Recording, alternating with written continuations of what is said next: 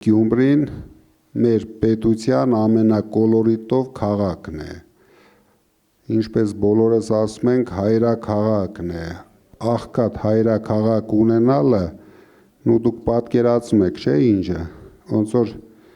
երեխան ցանկանա, որ իր հերը միշտ աղքատ լինի, անունը դրել են հայրաքաղաք, բայց այդ հայրաքաղաքի մասին ոչ մեկը չի մտածել, դրա համար մենք ամեն ինչ անելու ենք ձեզ հետ և դուք վստահ եղեք, զարգացնելու ենք Շիրակի մարզի տնտեսությունը և այս 5 տարվա ընթացքում, որը որ մենք կունենանք,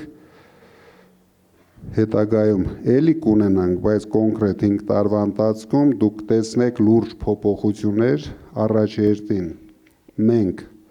վերացնելու ենք աղքատությունը մարզում,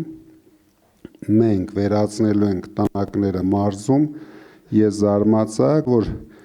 նույնիսկ ոչ մի շենք, նորակառույց այս 8 տարիների ընթացքում